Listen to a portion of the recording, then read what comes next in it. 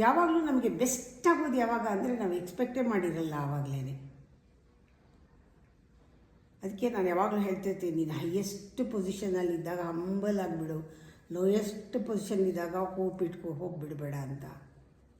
ಈ ಕೆಲವೆಲ್ಲ ಸಣ್ಣ ಸಣ್ಣದೆಲ್ಲ ನಾವು ಜ್ಞಾಪಕ ಇಟ್ಕೊಳ್ಬೇಕು.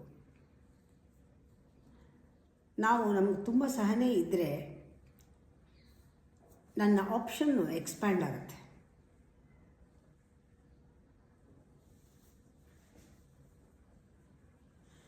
ನಾನು ಗಮನಿಸಿದ್ದೀನಿ, ಕೆಲವು ಸತಿ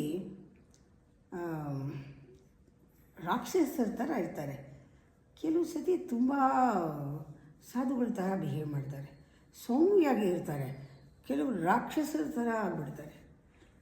ಇದು ಅಹಂಕಾರದ ಸ್ವಭಾವ. ಅದಕ್ಕೆ ಒಳ್ಳೆಯವರು ಯಾರು ಕೆಟ್ಟವ್ರು ಯಾರು ಗೊತ್ತಾಗಲ್ಲ ಅಂತೀವಿ.